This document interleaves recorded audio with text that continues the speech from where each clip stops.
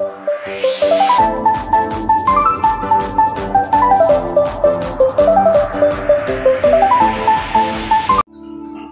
yang menjadi Tuhan kami,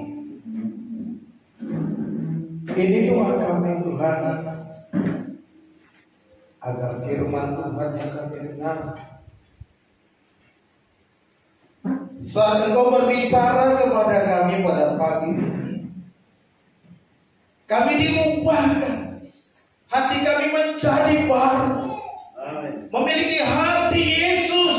Amin. Hati yang mengasihi. Amin. Hati yang selalu memberi. Amin. Bapa, untuk kami. Kami mau mendengar firman-Mu Tuhan. Berbicaralah ya Tuhan. Berbicaralah ya hamba-Mu, rapi hamba-Mu ini Tuhan. Pakailah dengan kuat kuasa-Mu. Biarkan Engkau ya Tuhan mengambil seluruh pembicaraan kami. Di dalam nama Yesus Kristus kami berdoa. Haleluya. Amin. Amin. Silakan duduk. Shalom. Shalom. Puji Tuhan, hari ini kita bisa berkumpul kembali dalam ibadah kita pada hari ini. Bapak Ibu Saudara yang dikasihi Tuhan, bukan satu kebetulan minggu yang lalu Bapak Pendeta hamba Tuhan, Pendeta Barnius hadir di tengah-tengah kita. Ketika kita sudah mendengar firman Tuhan, saya pulang dan hati saya meluap dengan sukacita. Dan saya tidak mau firman Tuhan yang sudah ditabur itu menjadi sia-sia belaka. Saya berdoa, Tuhan, apa yang harus saya sampaikan? Saya tadinya berpikir saya akan khotbah apa yang sudah saya siapkan minggu lalu. Minggu lalu saya sudah siap berkhotbah, sudah siapkan PowerPoint. Tapi Tuhan bilang, saya mau bicara supaya umatmu menjadi seperti Yesus. Bukan hanya menjadi orang-orang yang datang memenuhi bangku-bangku yang ada. Bukan hanya menjadi orang-orang yang hanya datang secara formalitas. Oh, karena saya orang Kristen, karena saya orang Kristen maka saya harus pergi ke gereja, saya harus beribadah supaya saya menunjukkan saya percaya kepada Yesus. Bukan. Tuhan mau supaya kita semua, termasuk saya, menjadi seperti Yesus. Menjadi seperti Yesus. Saudara-saudara dikasihi Tuhan,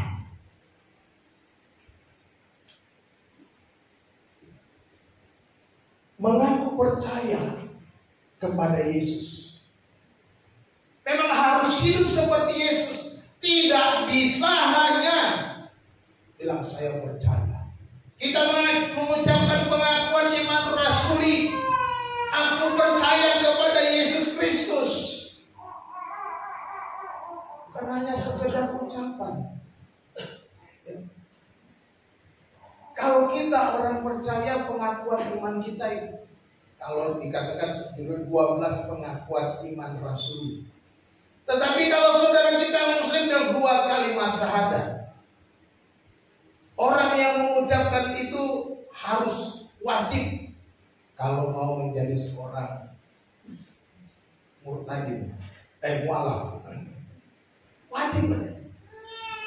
Nah, kita yang hanya sekedar ucapan di bibir, tapi harus hidup seperti Yesus. Bagaimana supaya kita bisa menjadi seperti Yesus? Tidak mudah menjadi seperti Yesus. Supaya kita bisa menjadi seperti Yesus yang sungguh-sungguh, kita harus melewati pencobaan. Kalau hidupnya enak-enak saja, saudaraku, saudara mungkin nggak bisa menjadi seperti Yesus yang sesungguhnya. Karena hidup saudara enak-enak saja, nyaman-nyaman saja, hidup penuh sukacita, hidup dengan penuh berkat, tetapi melewati pencobaan kita supaya kita nampak seperti Yesus atau tidak. Di sana kita diuji. Ketika ujian datang, apakah kita menunjukkan iman kita? Ketika Yesus menghadapi pencobaan, kita akan belajar di dalam kitab Injil Matius pasal 4 ayat 1 sampai 11. Di sanalah kita melihat bagaimana kita seharusnya bertindak di dalam setiap pencobaan kita, supaya kita bertindak seperti Yesus. Matius 4 ayat 1 sampai 11 kita baca bersama-sama secara bergantian. Saya baca ayat 1, saudara ayat 2, dan seterusnya sampai ayat yang ke-11.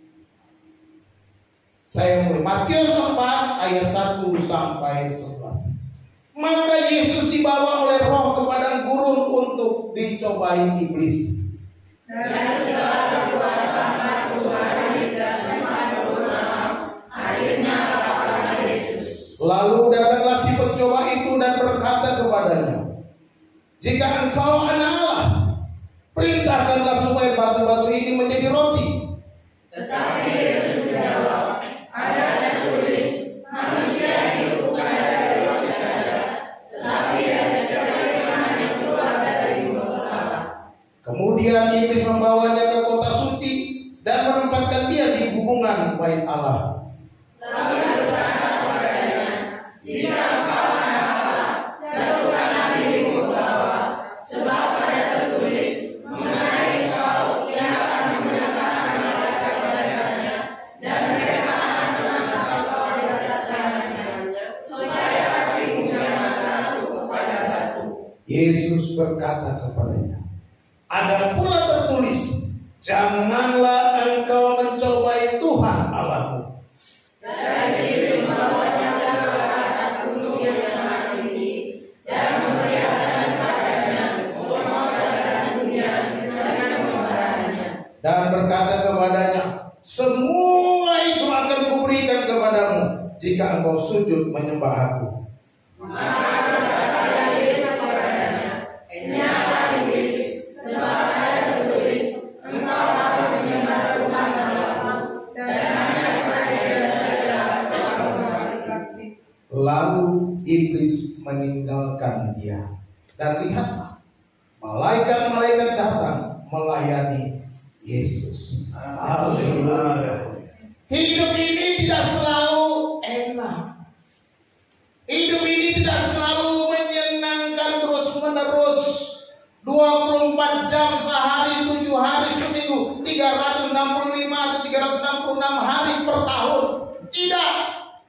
Di dalam hidup ini, perhatikan di dalam ayat 1. Maka Yesus dibawa oleh Roh.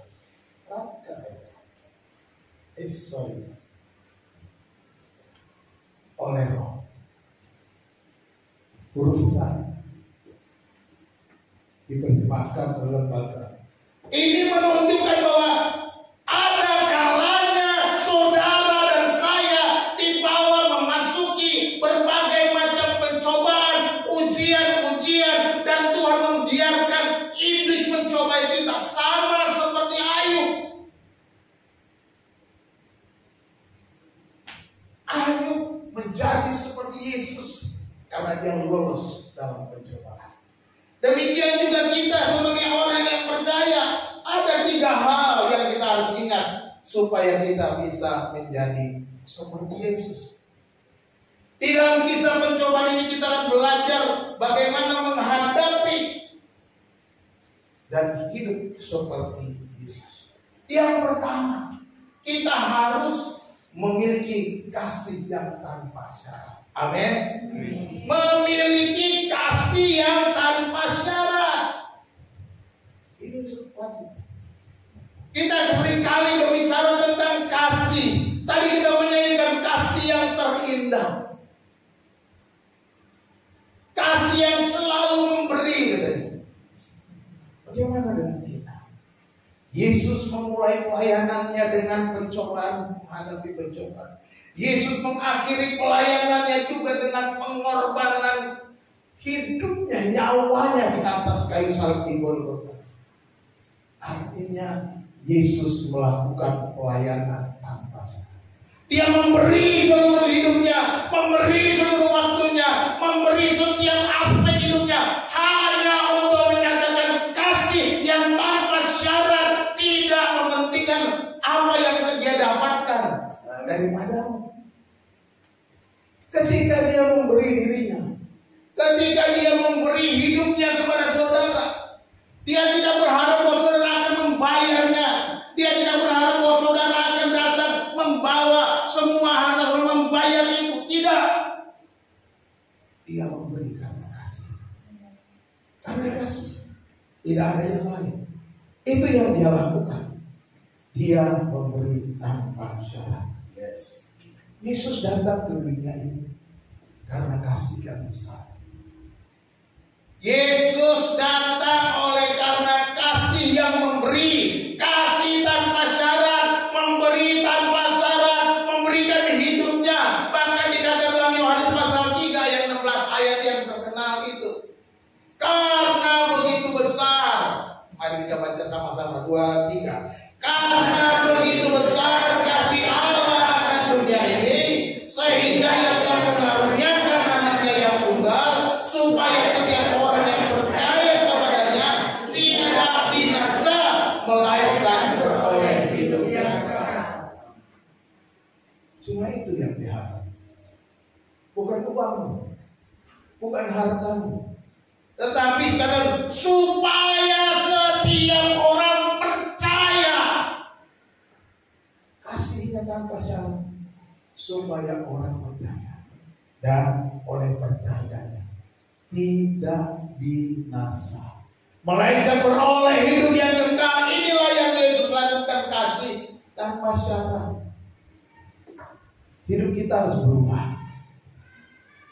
Bapak Ibu saudara dikasih Tuhan, kalau kita tak mau berubah, kalau kita tidak mau memiliki hati Yesus, kita hanya seperti orang-orang Kristen biasa saja. Tidak mengalami mujizat, tidak mengalami pertumbuhan, tidak mengalami hidup yang dipenuhi oleh Roh, tidak mengalami hidup yang penuh dengan kemuliaan, tidak dipenuhi dengan hidup yang berkelimpahan itu. Janji Yesus, aku datang untuk memberi hidup berkelimpahan. Yes. Ini janjinya. Yesus mau supaya kita seperti Dia. Ketika Dia menghadapi pencobaan, kenapa Dia lewat itu? Dia nyatakan kasih-Nya.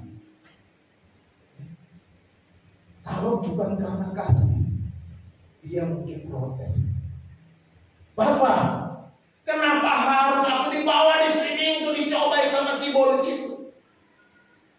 Ketika Dia dibawa ke padang Golgota, Dia berdoa di padang Getsemani, di taman Getsemani. Dia berkata, Bapa, kalau boleh cawan ini berlalu, biarlah berlalu, tapi bukan kehendakku, melainkan kehendak-Mu yang benar. Kenapa? Kasih. Kalau dia mau mengikuti keinginannya secara daging, secara manusia, karena Yesus itu manusia, daging sepenuhnya manusia, lahir dari manusia, perawat Maria, daging betul ada tubuh, hanya tubuh dagingnya tidak berdosa. Kalau ikut itu, makanya dia bilang, Bapak kalau boleh, sampai berkeringat bercucuran darah. Ini penderitaan atau pengalaman yang betul-betul dalam, penderitaan yang sangat-sangat berat dialami Yesus. Itu dilakukannya kalau boleh Bapak, tapi bukan kehendakku. Kenapa? Kasih itu jawabannya. Ada banyak orang Kristen gagal di dalam mengasihi. Kenapa? Ada alasannya. Yang pertama, dia mengasihi dengan harap imbalan. Bahaya. Kita datang ke gereja berharap imbalan dari Tuhan. Saudara yang dikasih Tuhan, kalau saudara datang ke gereja berharap imbalan dari Tuhan, pulang saja. Kalau soal imbalan, itu Tuhan sudah tahu. Saudara tidak perlu berharap imbalan, tetapi datang kepada Tuhan, berikan kasihmu kepada Tuhan. Jangan berharap imbalan. Sudah memberi. Aku kan yang menyumbang gereja itu paling besar. Aku kan yang memberikan, yang membantu Pak Pendeta dengan giat. Tapi aku nggak dapat apa-apa. Kasihmu hanya sebatas kasih dunia ini. Bukan kasih tanpa syarat.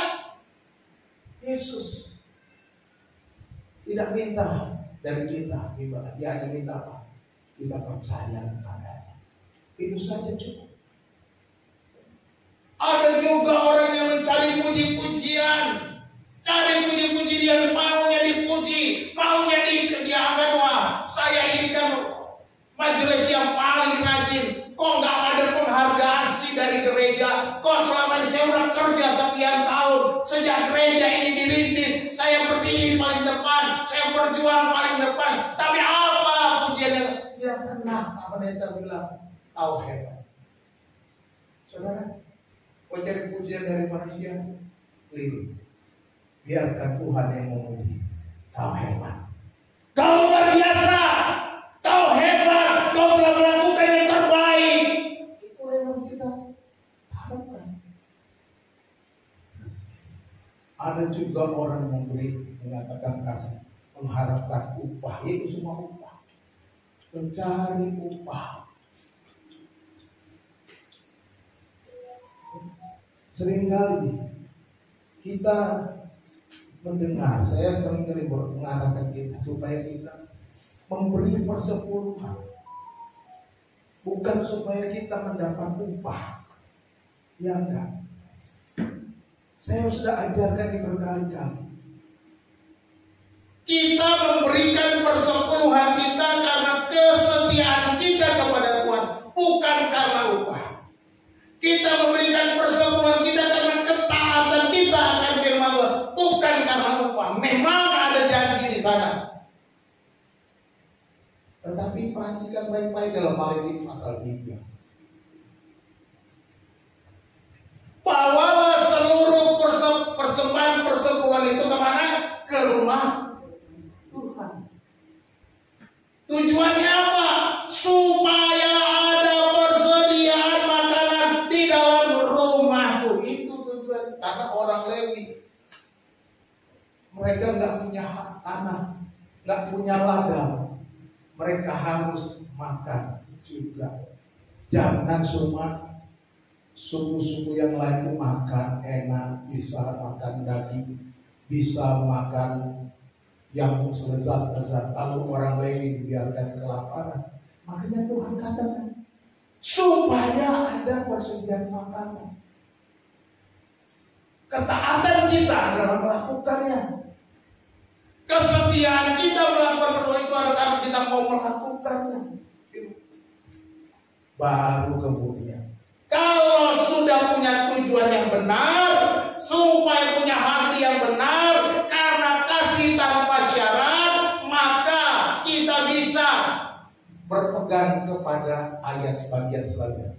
Maka ujilah aku, kata ujilah aku, apakah aku tidak menemukan tingkap-tingkap di langit? Apakah aku tidak akan mencurahkan hujan berkat? Apakah aku tidak akan memelihara kamu? Apakah aku tidak akan membiarkan kamu di dalam kesusahan?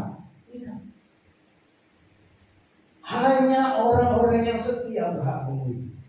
Maka saya katakan, ada orang kecewa ketika dia kasih perpuluhan, kok aku nggak diberkati juga ya. Aku mau, seperti saya pernah cerita, ada seorang orang nggak usah disebut sukunya, ya sesuku dengan saya lah, orang Pak Pendeta, kenapa saya dulu kasih persepuluhan, saya berharap kasih persepuluhan, saya bisa betulkan genteng rumah saya, tetapi kayak kasih persepuluhan saya tidak dia berkati, dan genteng rumah saya belum saya perbaiki. Akhirnya saya berhenti kasih persepuluhan, Pak Pendeta. Saya berhenti. Tapi ketika saya berhenti, Saya juga tidak punya uang untuk betulkan genteng. Dan sekarang akhirnya saya kasih lagi persepuluhan sampai hari ini Pak Pendeta. Tapi kok nggak bisa betulin genteng? Ini kisah nyata saya dengar dengan telinga saya. Cerita kepada saya. Saya bilang, Bapak perhatikan baik-baik, Bapak salah. Kasih persepuluhan bukan untuk betulkan genteng. Kasih persepuluhan bukan untuk bayar uang kontrak rumah. Kasih persepuluhan bukan untuk bayar uang listrik. Kasih persepuluhan bukan untuk kau makan. Bukan itu. Supaya ada persediaan makanan di rumah. Kesetiaan kepada Tuhan. Terbukti. Baru kau uji Tuhan. Baru kau uji. Maka ujilah aku, kata Tuhan. Tuhan memang uji. Artinya Dia tidak akan melambat-lambat. Dia tidak akan menunggu lama untuk memberkati kau. Dia akan membayar apa yang telah kau lakukan dengan kasih tanpa syarat, dengan kesetiaan, dengan ketaatan. Jadi kalau saudara semuanya karena imbalan, karena pujian, karena upah, saudara harus bertobat. Bertobat. Wah itu betul. Bertobatlah saudaraku kalau saudara mengasihi hanya mendapatkan imbalan. Bertobatlah kalau saudara mengasihi hanya karena puji-pujian. Bertobatlah kalau saudara mengasihi hanya berharap kepada upah. Yesus bilang apa? Jika engkau mengasihi saudara, apakah kamu? Kalau kau sudah menerima pujian, kau tidak akan menerima pujian di surga. Ya. Dan kau tidak akan disambut seperti orang-orang yang setia. Hai hambaku yang baik dan setia, marilah berpesta dengan aku, bersuka cita dengan aku, masuklah. Nggak ada pesta buat kita kalau kita nggak bertobat. Kalau kita nggak dengan kasih yang sempurna itu tadi. Ya, jangan cuma nyanyi kasih yang sempurna, tapi kita nggak mau memiliki kasih yang sempurna itu. Kita datang begitu saja, hari lepas hari, minggu lepas minggu masih begitu saja. Tidak ada perubahan, tidak ada kesetiaan, tidak ada ketaatan, tidak ada kasih yang tanpa syarat itu.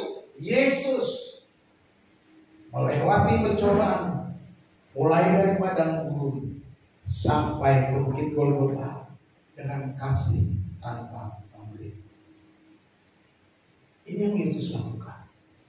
Perhatikan pasal 4 memulai pelayanan Yesus dengan pencobaan di padang gurun, melawan si iblis, melawan kuasa kegelapan, melawan penguasa yang merasa sudah berkuasa di bumi ini.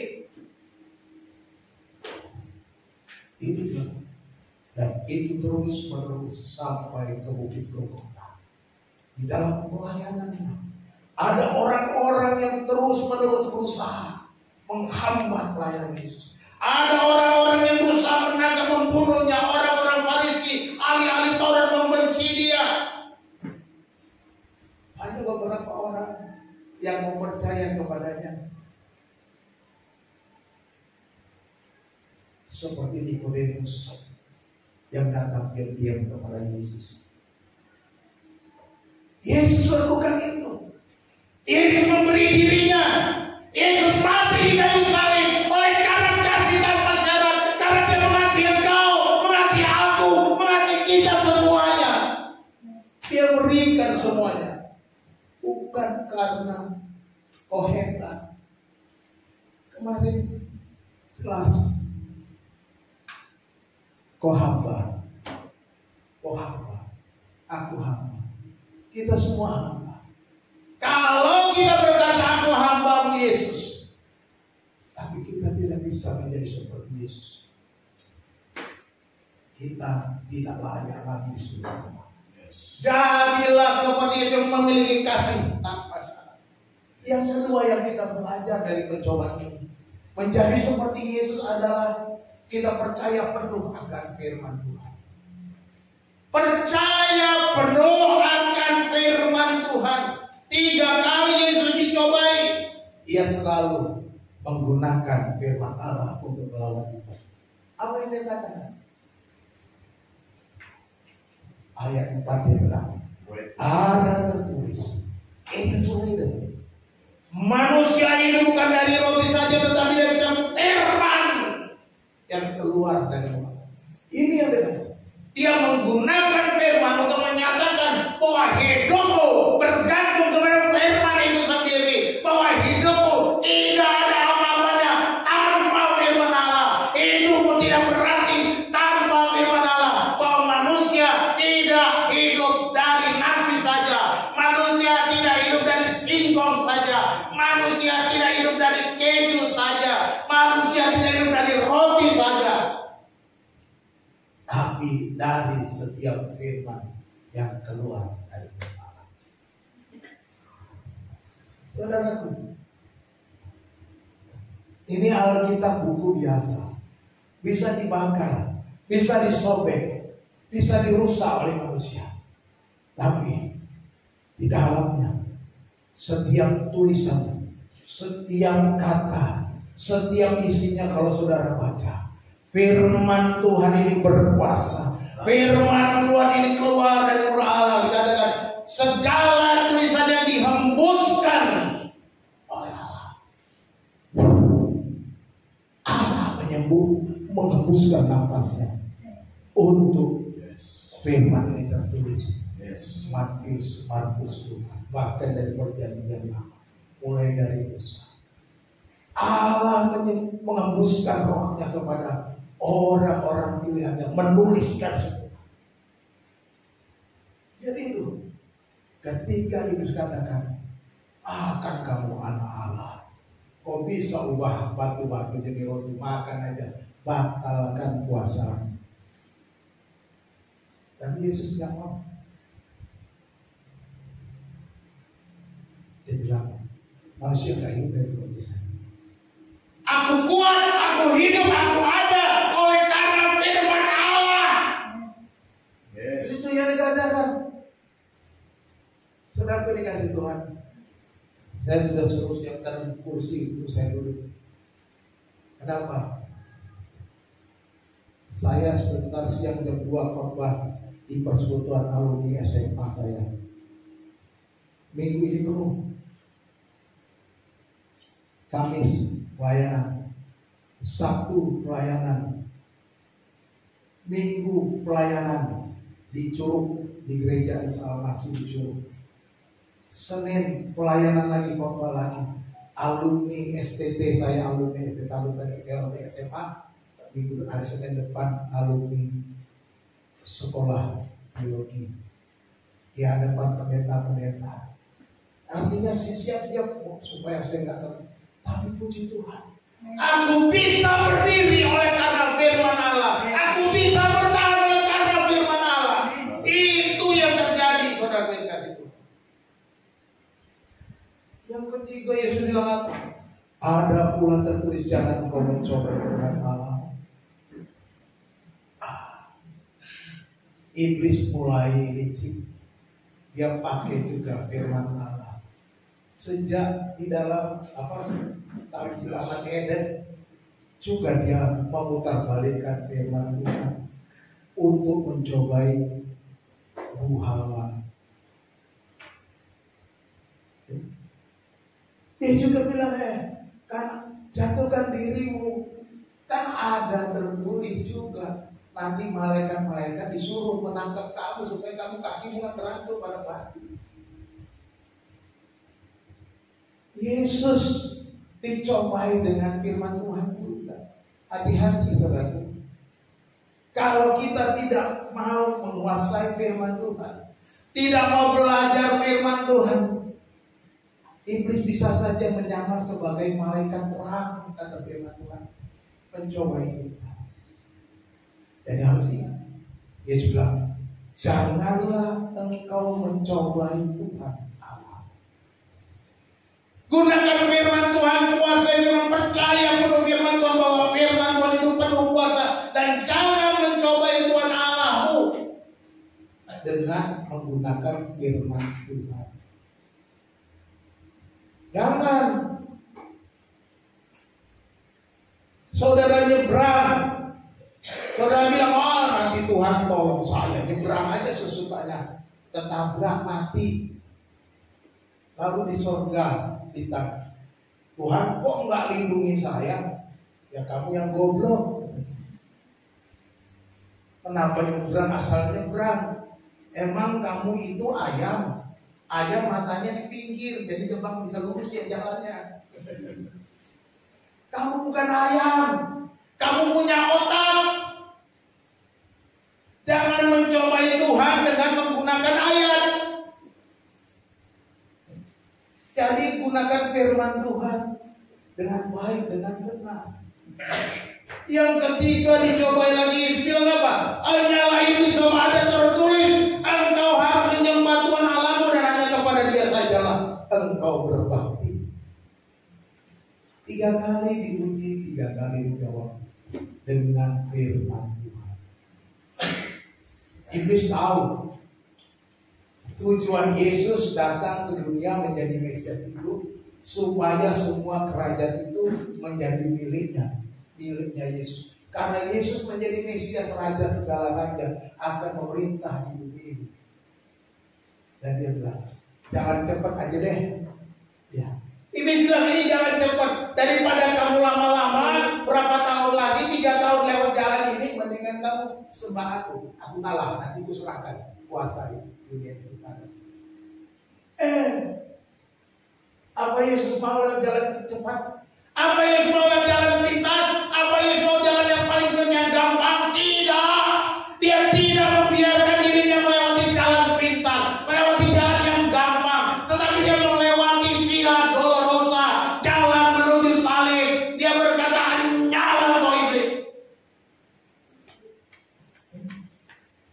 Hanya kepada Allah saja engkau berbakti. Sembahlah Tuhan. Jadi saudaraku, kita harus percaya penuh firman Tuhan. Percayalah penuh firman. Kita lihat, kita belajar. Paulus meminta Timotius untuk bertekun membaca firman Tuhan. Dikatakan di dalam 1 Timotius pasal 4 ayat 13, sementara itu sampai aku datang, bertekunlah dalam membaca kitab-kitab suci, dalam membangun dan dalam mengajar.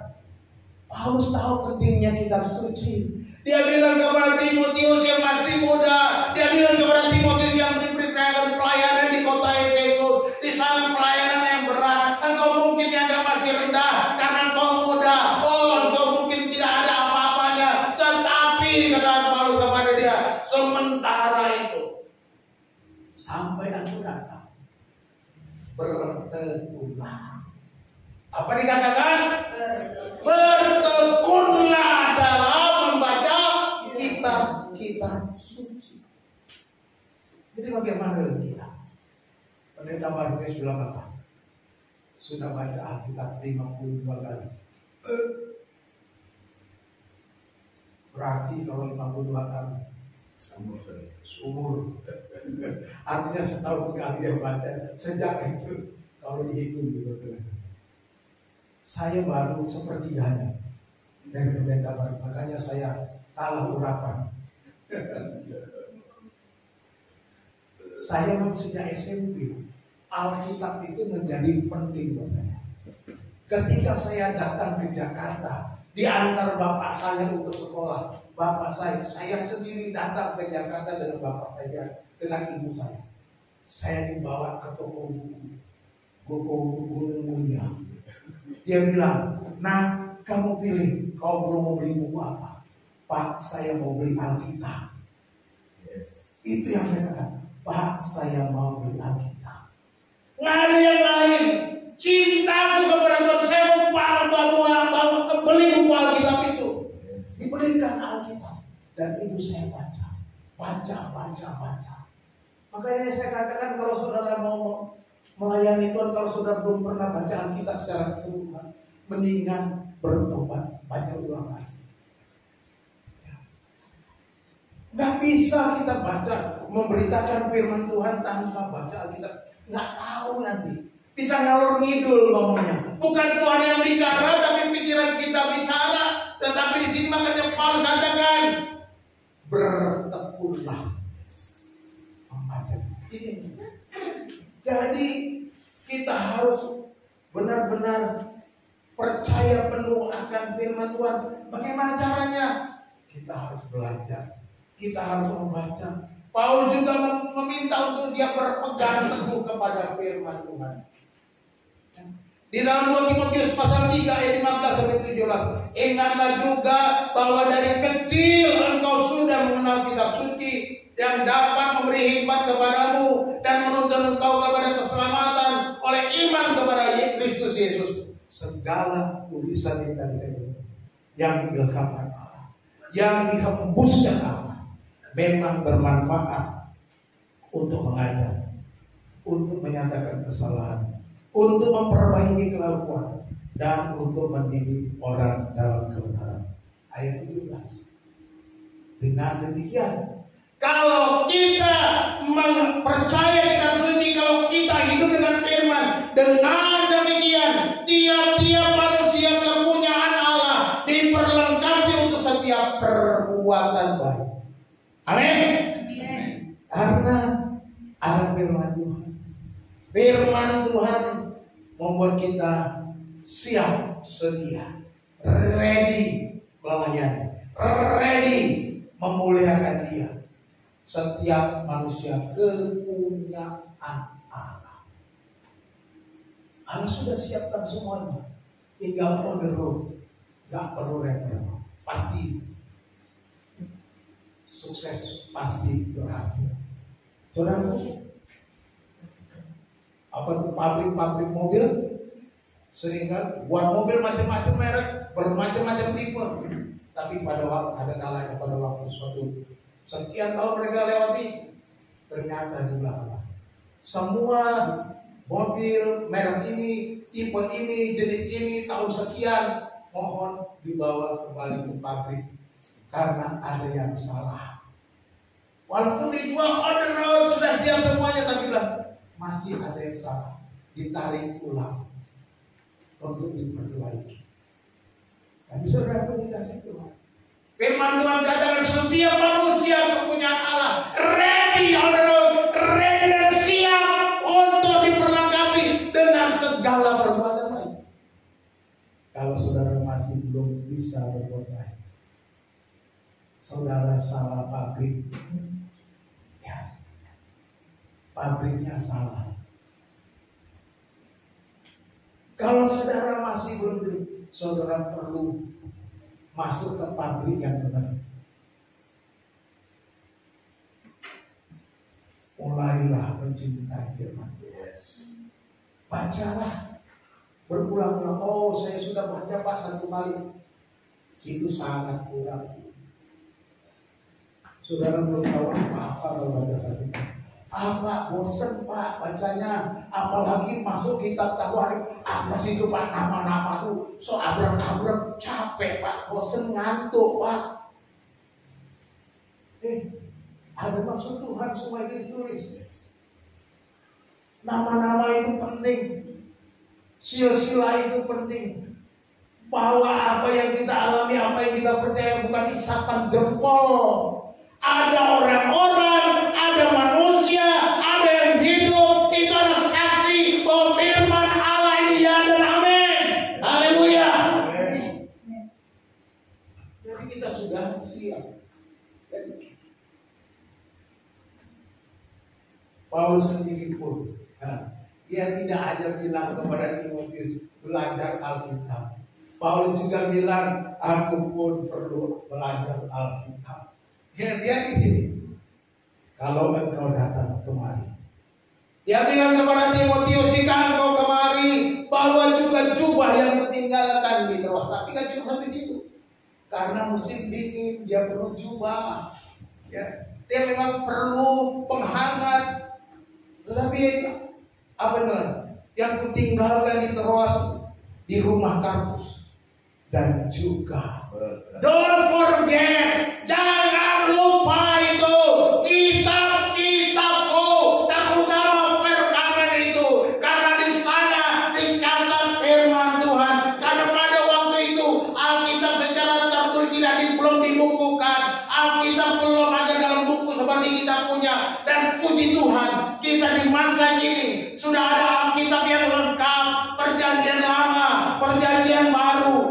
semua sudah jadi satu. Bahkan saudaraku, dengan teknologi digital sekarang, saudara bisa bawa Alkitab kemanapun saudara melangkah, ke pasar, di bis kota, di kantor, di mana-mana ada dalam gadget saudara. Saudaraku,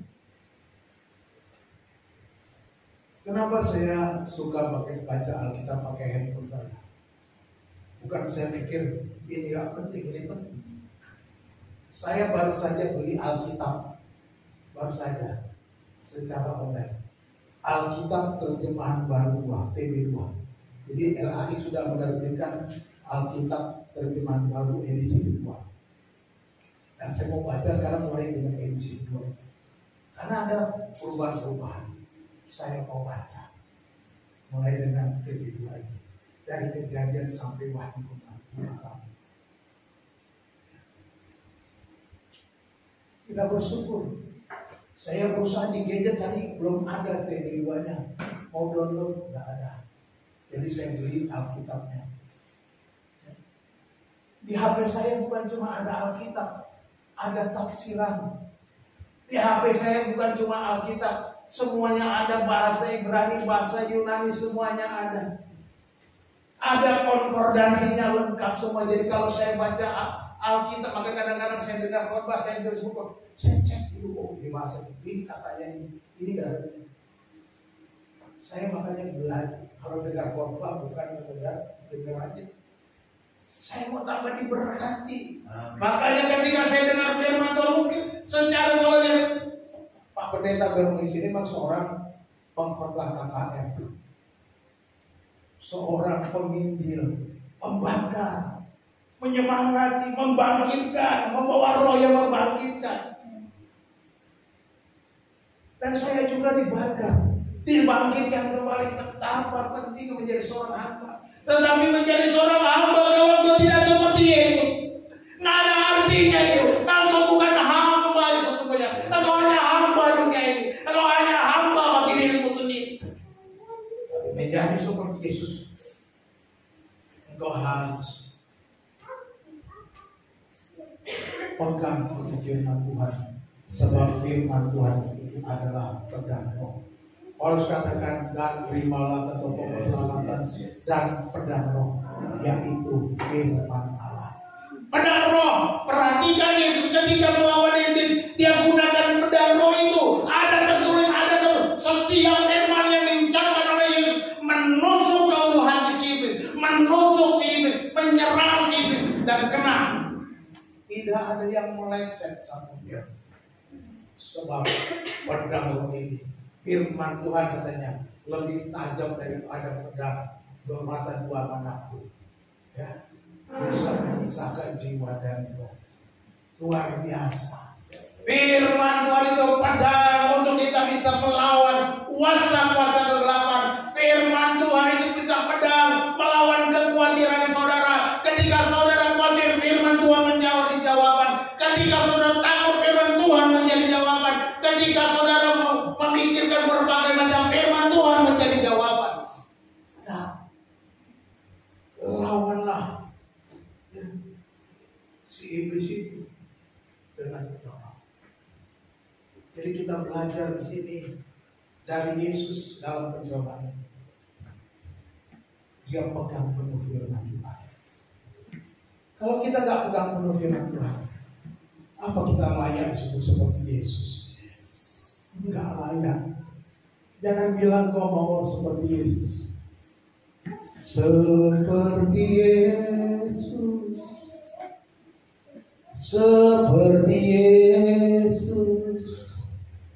Itu saja yang ku minta.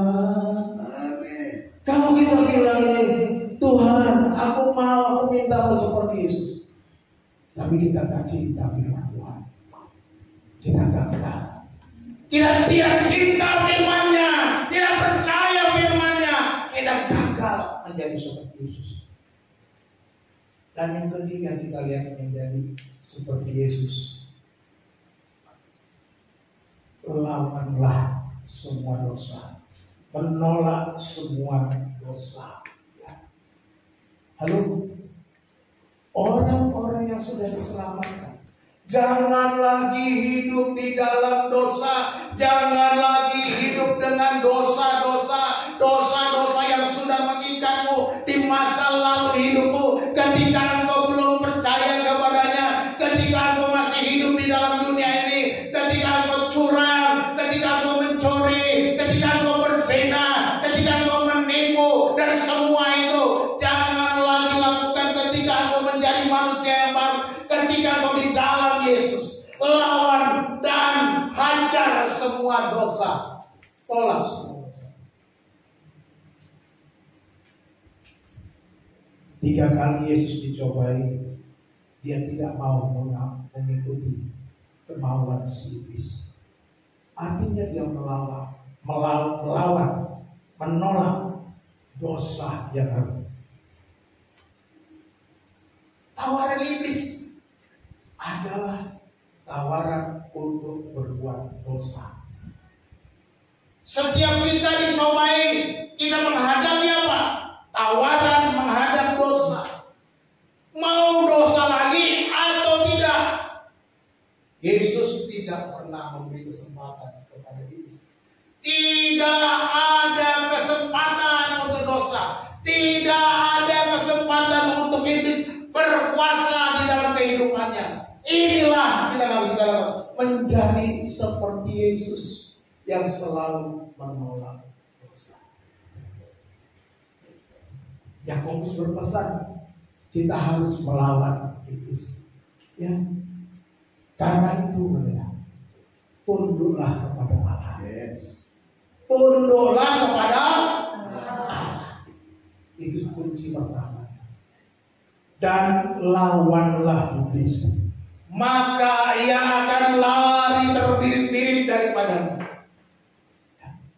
Iblis akan lari ketika engkau melawannya. Karena apa? Karena ketundukanmu kepada Allah, karena penyerahanmu kepada Allah, karena kamu berserah kepada Allah, kata tunduk diri. Rendahkan diri, bertiarap. Artinya apa? Tuhan, biarlah aku angkat tangan dan engkau turun tangan.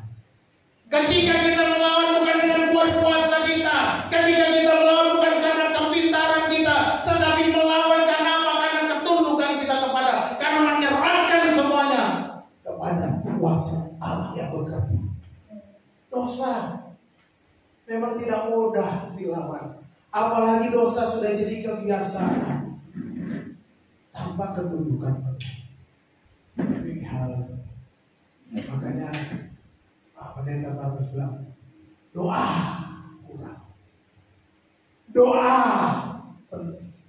Doa menjadi pusat yang paling penting ketundukan kita kepada Allah. Nggak ada yang lain. Kekuatan yang besar yang kita punya hanya doa. Yes. Hanya doa. Yes. Tanpa doa, kok kalah.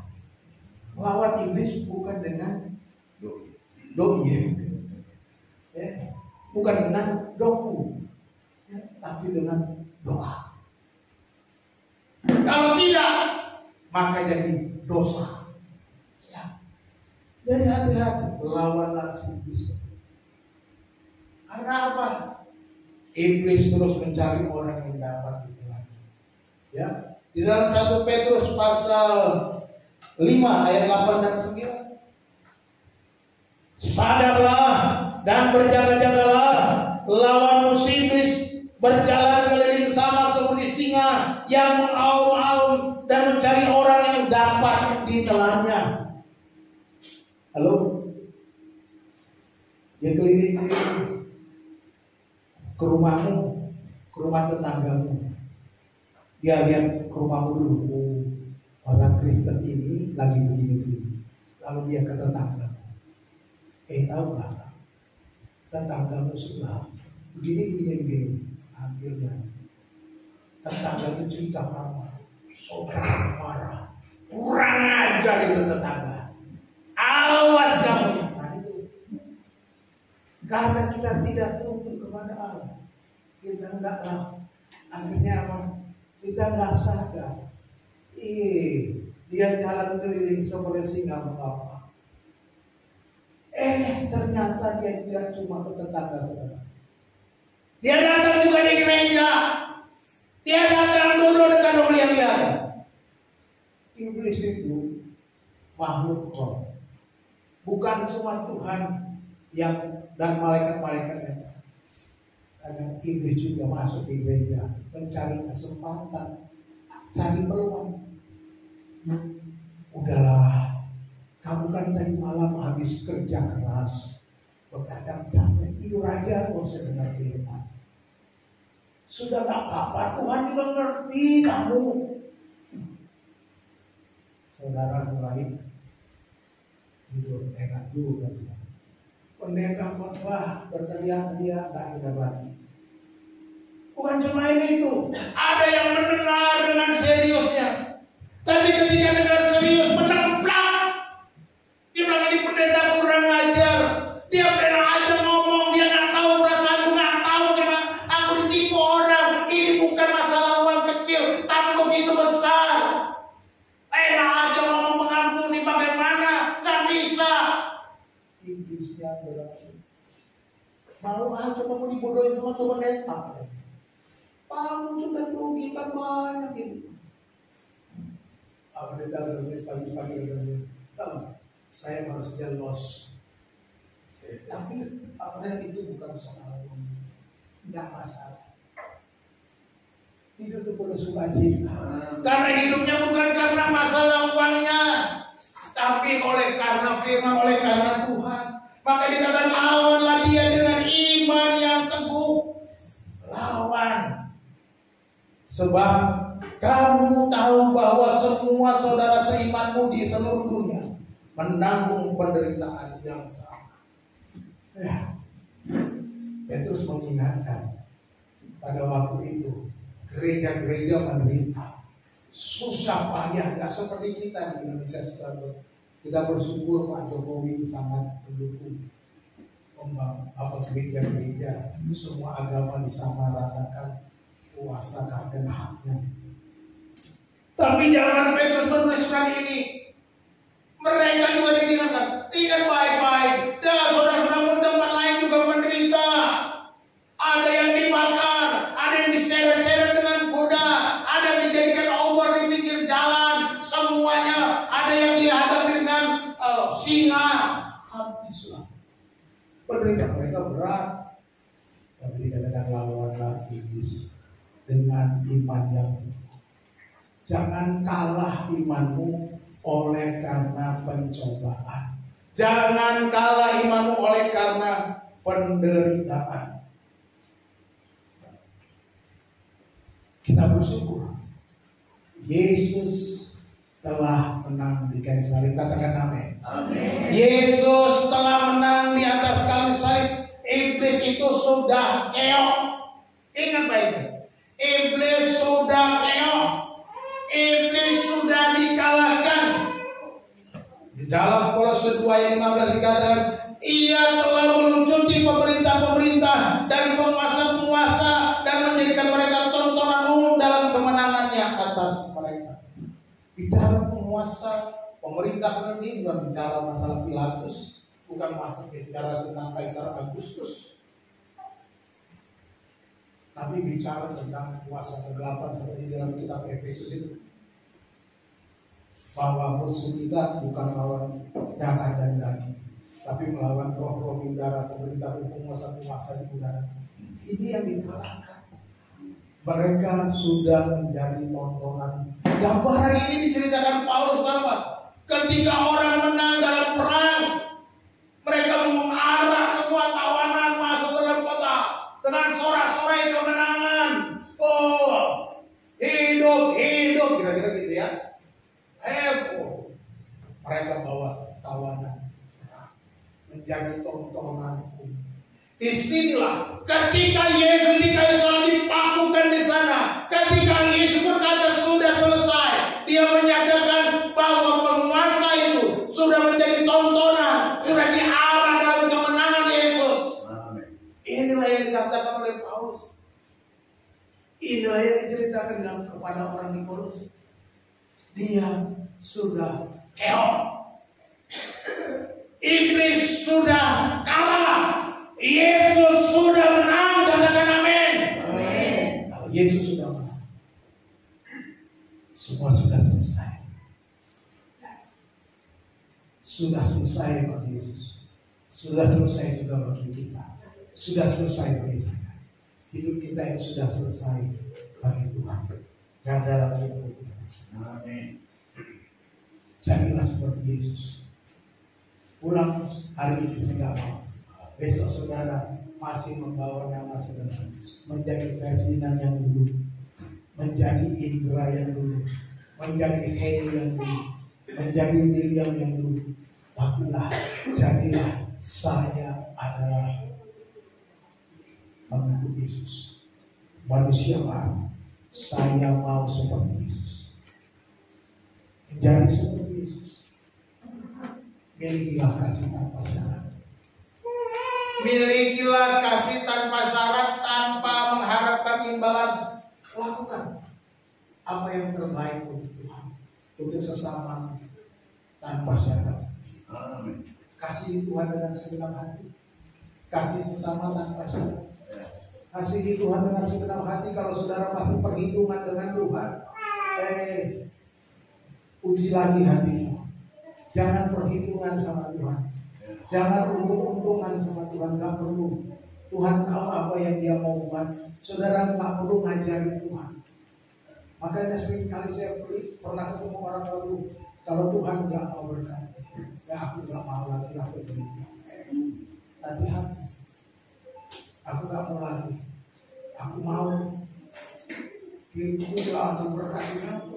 Siapa mau jadi kaya? Kita mau jadi kaya, tapi bukan itu yang menjadi tujuan kita. Kalau Tuhan mau menjadikan kita kaya begitu gampang, sebentar simsalabim cepat sekali jadi kaya. Tuhan bisa, Bapak. Tapi apakah engkau seperti Yesus? Dikasih tanpa syarat, mengasihi sesamamu tanpa syarat. Yang kedua, apakah kau percaya akan firman Tuhan dengan sepenuh hati? Ini penting. Percayalah kepada firman dengan sepenuh hati. Baca firman Tuhan setiap hari. Percayalah bahwa firman Tuhan itu berkuasa. Pulang dari sini, aku mau baca Alkitab. Katakan, aku mau baca Alkitab. Ya, saudara ngomong kepada Tuhan, bukan kepada saya. Kalau saudara sudah ngomong baca Alkitab, ya, saya sudah komitmen beli Alkitab tuh, saya Alkitab yang baru. Saya akan isi waktu saya kalau nggak ada kerjaan mau baca. Seberapa dapatnya? Dapat 5 pasal ya 5 pasal. Dapat 1 pasal ya 1 pasal. Dapat 10 pasal. Kalau dapat 1 kitab ya syukur. Kalau perjanjian baru bisa 1 kitab karena ada yang pendek-pendek. Apalagi kitab tugas. Kalau sudah baca sehari tugas sebentar selesai. 1 pasal. Jadi baca firman. Pulang dari sini, saya mau baca firman. Yang kedua, seperti Yesus, saudara terus-menerus menolak dosa. Lalu tolak dosa, tanggalkan segala beban dan dosa yang begitu merintangi kita. Ibrani 12 ayat yang kedua. Supaya kita bisa berlomba dengan tekun, supaya kita bisa berjuang dalam perjalanan, kita tanggalkan beban dan dosa. Kalau kita masih bawa beban dosa, kita pikul-pikul, tidak mau diganti kop yang dari Tuhan, tidak mau disosok, tidak mau dikendalikan Tuhan, saudara akan kalah. Jadi hati-hatilah terhadap dosa yang selalu mengintai saudara. Setiap hari, bikinin kopi dulu emang kopi kan bisa bikin sendiri? Kau melawan aja kerja kau ya. Ya udah. Itu iblis sedang mengintai. Lagi baca koran sebentar. Kau kerja, kau baca koran aja kerja kau. Gak ada yang lain apa? Kerjakan yang lain. Anaknya lagi main HP terus pegang ingat terus. Mamanya mulai bentak. Putra, jangan main HP terus. Apa yang bisa? Putra, kamu lagi pegang HP lagi ngapain? Yang baik atau tidak? Kalau yang sia-sia, nggak usah. Siapa tahu dia lagi pegang HP lagi baca Alkitab, saudara marah-marah langsung. Menolak rasa, hati-hati. Iblis berjalan seperti singa mengawal. Hiduplah dipimpin Roh Kudus. Dipimpin Roh Kudus, roh yang lemah lembut. Amin. Suami lagi asik-asik, santai-santai, mah bantuin aku dong. Pasti beda. Jangan bilang, Pak, kok dia main situ? Bantu apa di sini? Bantuin dong, Pak. Ini susah dikerjakan yang ini, Pak. Enak kan? Ya. Jadi kalau sebentar-bentar kita dengan suara keras, kita memang orang Batak suaranya keras, tapi jangan sampai kita dengan keras-keras. Apakah ini keras? Masa nggak bisa? Bisa dengan Roh Kudus, dengan roh lemah. Kiranya Tuhan memberkati kita semua. Mari kita berdoa. Haleluya Yesus, haleluya, haleluya. Seperti Yesus, itu yang kami mau, yang kami minta. Di dalam dunia yang berani di Tuhan, banyak percobaan dan ujian. Tapi kami mau menang menjadi lebih dari sekedar pemenang. Menjadi seperti Yesus. Bapak, ajar kami, bentuk kami Tuhan, latih kami tiap hari Tuhan. Di dalam segala kelemahan, di dalam segala kekhawatiran, di dalam segala ketakutan kami untuk kami tetap seperti Yesus. Kami mau mengasihi Engkau dengan sungguh-sungguh, memberi hidup kami sepenuhnya kepadamu tanpa syarat, memberi kepada sesama kami tanpa syarat. Kami mau pegang teguh firman Tuhan, kami mau percaya firman-Mu sepenuh hati ya Tuhan. Ajar kami setia, supaya ketika kami dilawan oleh iblis, kami memiliki pedang roh yaitu firman Allah, melawan setiap kuasa-kuasa kegelapan dengan firman Tuhan yang menguatkan kami, yang menolong kami, yang mengalahkan kekhawatiran, yang mengalahkan ketakutan, yang mengalahkan sakit penyakit dalam kuasa firman Tuhan. Sebab manusia kita hidup dari roti dan makanan saja, tetapi dari setiap firman Tuhan yang keluar dari mulut-Mu sendiri. Terima kasih. Ajar kami Tuhan berjaga-jaga senantiasa untuk tidak hidup di dalam dosa. Kami tahu sekarang ini iblis mengintai kami. Iblis terus-menerus menghantam kami supaya kami jatuh, supaya kami mengikuti keinginannya, supaya kami mengikuti keinginan daging kami. Tapi penuhilah kami Tuhan dengan roh. Penuhilah Tuhan. Saudara dikasih. Hari ini saya mau. Saudara yang mau punya komitmen Tuhan, saya mau menjadi seperti Yesus. Angkat tangan. Siapa yang mau jadi seperti Yesus? Angkat tangan dan Tuhan akan menjadikan dan memberikan kekuatan penuh kepadamu.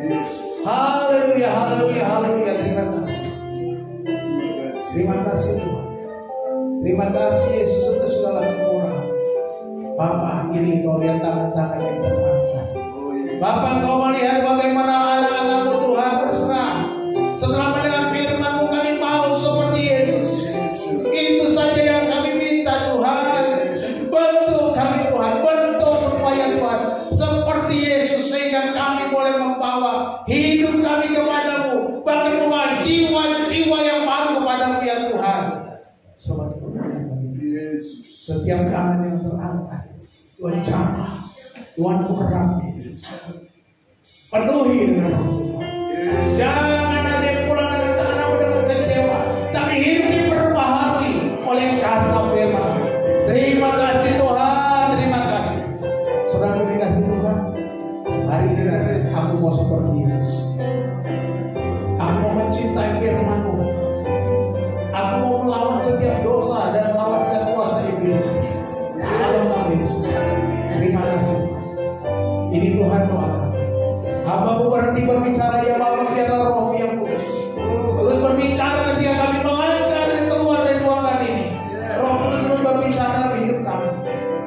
setiap pribadi kami.